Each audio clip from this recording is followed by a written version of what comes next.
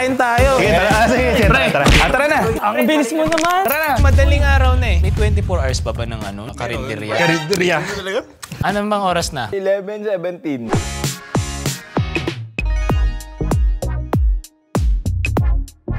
Budbud sa 8! Sarap tayo lang yung nakapantulog. Gagi pantulog ko to.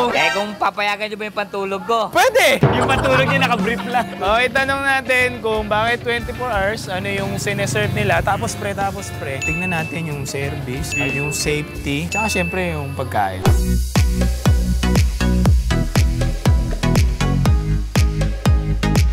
Ate, kamusta? Dati lang kalaro kita.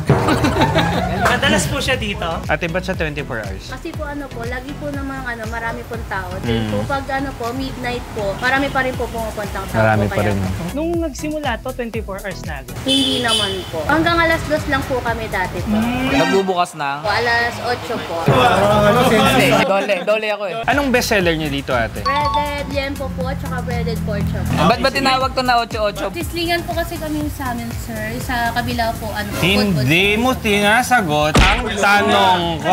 May pumupunta pa mga lasing dito. Yes po, marami. Marami rin eh. Parang ikaw. Hindi ako lasing. Pag nagka-cravings ka ng gabi, ano yung hanap mo? Hindi, pandesal lang ako. Tas Hindi yun pandesal. Baliw, drive-thru lang. Isa akong pork sisig. Sige, breaded ako, pork chop. May rice na yun. Yes po, Anli Java rice and gravy, may free one. Anli. Magkano each? 150 po sa sisig, then yung pork chop po, 160 po.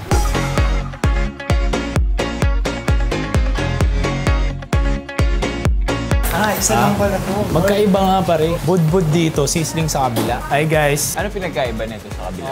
Sislingan po yung sa kanila. May mga sabaw po yung kanila. Sa amin po kasi mga meals lang. So mas maangas kayo? Mas maangas kayo? Hindi Hindi pa. Pareho lang. Medyo same price. 195. Ano sa'yo, pre? Ako chicken. Pork budbud bowl. Bali, isang pork budbud na 125 pesos. Tapos isang chicken budbud bowl na 115. Ano ba yung budbud, madam? Ba't ba siya budbud? Tinatawag po siyang budbud kasi parang overload po siya. One size lang po siya, large po. Meron na po siyang 1.5 rice, scrambled eggs, salted egg, talong, sibuyas, kamatis. Parang binudbudan ng maraming mutahe na iba-iba na hinalo. Pasok ba sa inaantok yan? Yes sir. Magkano total, madam? Total of 240 po. Bilis magmat ni mga panian. Mas mabilis ka mag-compute kaysa sa kabila.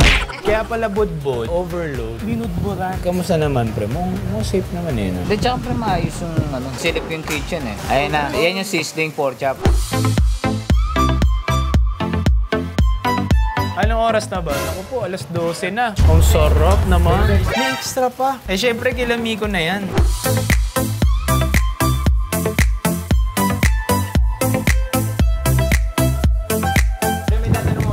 Ay, ano yun? Kailan siya uli nagsisig? Sisi?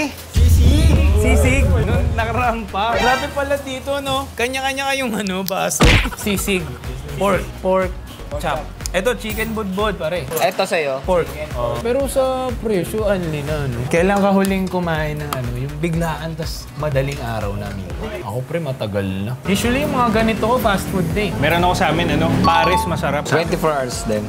Amin sa baba namin, Korean Mart, yung noodles na niluluto ka. Ikaw paano? Ano sa'yo? Pag galing ako ng shoot, tapos nakaka-uwi ako madaling araw na. Pares. Pares, no? Sa akin, fast food, yung pang drive-thru. So, kamusta naman? Okay siya, no? Kasi yung surprise niya, tsaka Amin sarap yung sisig. pang late night cravings na, pre. Oo. Pwede matulog after. Kamusta, Pi? Kamusta ka na? Okay ako.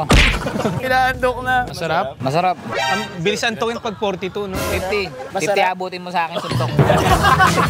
Dami tao, pre, mga nakapanjama. Tinan mo, daming tao, pre. Ayan, kumakaway. Okay yung pagkain. Okay. I-recommend yung pagkain. Oo naman. Service ng crew. Yung mga crew dito lagi nakangiti. Tsaka masisipag, no? Mabilis service. Pag nguya mo ba lang may tubig ka na? Nagising ka ba? Ha? Safety. Okay naman. Sabi, walang guard. Pero mukhang dayuhin. Oo. Punta tayo ka muning! So, our next location is Kabayans, Gotohan, and Kainan. Walang tulugan. Uy, gagi, nakakamiss yun ah. Time check. Almost 1 a.m. So, ito more of Gotohan since 1999. Parang naalala ko, pag naglulugaw ako, 7 pesos. Nabutan niyo yun? Mahal na yun ah. Mahal na ba yun? Magkano ba yun sa'yo? Stress lang yun sa amin. Sino mga kakain ng ng goto? Goto ako. Uy, kakain ka pa rin? Oo, nangigigil ako sa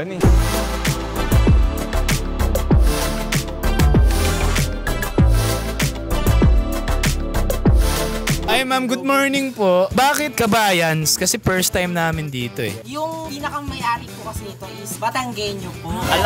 Since 1999 pa talaga. Nandito ka na nun. Di ba po ko buhay? Buhay, so kailan ka nag-start dito? Nag-start ako noong 2023. Ba't ka nagstay? Masaya dito. Ayun. Tsaka 24 hours na nun, paano? Opo. Anong marerecommend mo na pwede naming isang malaki lang na i-try? Ako sa inyo sir, try niyo yung ultimate. Ultimate. Mata, goto, puso, isaw, laman ng baka with century egg and chicharon. Kaya nyo po siya sabihin ng walang binabasa. Kaya naman po. Ano yung ingredients no nung ultimate? Mata ng baka, laman ng baka, isaw ng baka, tuwalya ng baka, at puso ng baka na may kasamang century at chicharon. Sana nilagay nyo na yung baka sa iba. So yun po, isa po, 410 pesos. So how much to sa dollar? So almost $7. I think we would suggest may kasama kayong Filipino. That's true.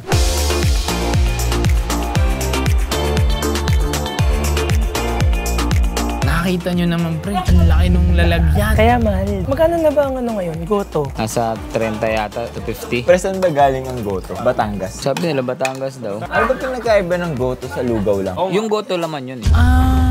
Ang lugaw? Plain. Pampagising, pampatulog. Pampawala ng tama. Usually, ang mga goto, morning talaga. Pagtapos mo mag-basketball ng umaga. Hindi ko nga marunong mag-basketball.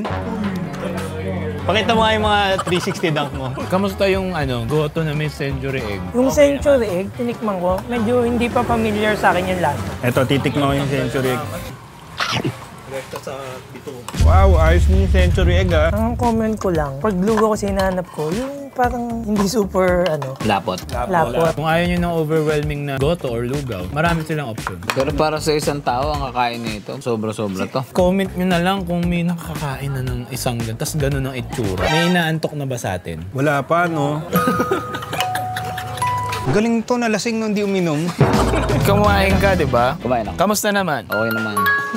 Grabe kung mauubos mo yun ng ikaw lang. Kung malilibang ka talaga, magdidire-diretso kain mo no? Tapos may soft drinks. Ay, may soft drinks. Safety. Okay ba? Kasi alanganin na. Sa probinsya lang yung ganito yung vibe. Actually, medyo mahirap din maghanap ng gantong area. Kamusta yung service? Okay naman. Kung craving late night, consider nyo hindi. Oo. Feel ko madaming pupunta dito kasi bihira yung 24 hours na gotongan. So, ito na. Na natin talaga yung karinderya. Yun talagang inaantay ko, kaya wala akong energy. Oo. At kasi tayo nag-shoot ng madaling araw.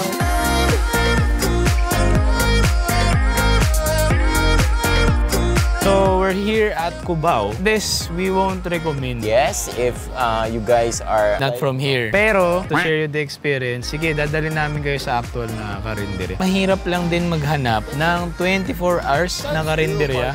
Pero maraming BPOs na kumakain. At isa pa ang masasabi ko dyan, may sabihin si partner. Itong kahabaan ng na to, minsan dito, may traffic. Dito naman sa kabila may mga taong naglalakad dyan. Talagang napipiga niya pa, guys.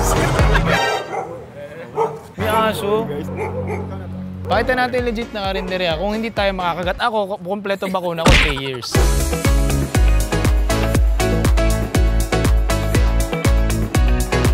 Guys, ito ang karinderya talaga. Ito, legit na karinderya. Alam mo kung bakit? Ito naman tindera, ang gaganda. Ate, dito kayo. Sino mga karamihan kumakain dito? Call center. May foreigner na kumakain po dito. Isang beses may food. Pangalawa na, Tingin nyo anong lain ito. pikutin. 24 hours kayo, madam. Magkano ang ulam? 260, meron din po 70, 80. With rice na, madam. Kung may rice po, 75. $1 pare. O, umorder ka na, Miko. Anong gusto mo? Anong bestseller nyo, te? Adobo sa kabiko. Bicol Express ako. Tapos ano? Adobo. Ito, magkano to, ate? 60 po, sir. So, inaabot sa inyo yung ulam. Ako, torta. Ma'am, sino po yung nasa loob? Ang tagal na yan dyan. Umorder ka, Pi? Sabi ang in-order pre, kurasini sa rice. Ano po ang ketchup nyo dito? Tomato ketchup or banana ketchup? Ketchup, sir.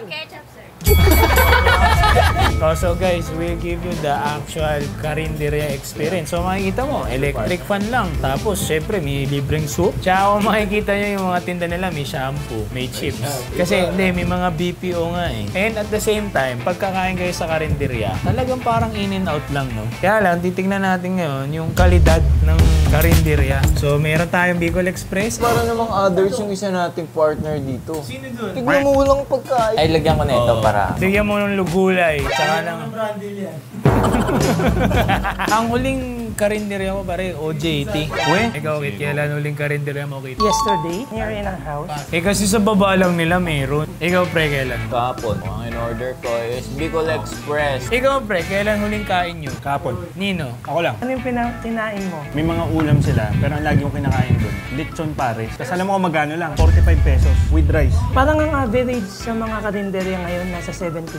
Ikaw, Pi, kailan huling kain mo? Kapon din. Anong ulam? Sopas. Sopas? Ang bilis nun. Magkano yung sopas, pre? 25. Masarap yung Bicol, Kit, no? Masarap. Kamusta yan? Sarap. Ay, dati sa area na to. Dati kasi, nung pag nag-training kami sa GC, dito kami kumakain. Tapos, yung mga teammates namin, pre, di ba mga mayayaman sila? Hindi naman lahat mga maya, pero hindi sanay kumain ng karinderya. Dinadala namin dito. Tapos natutuwa sila. Pinakain namin sila dito at tuwa sila. Tapos, nag-Starbucks sila.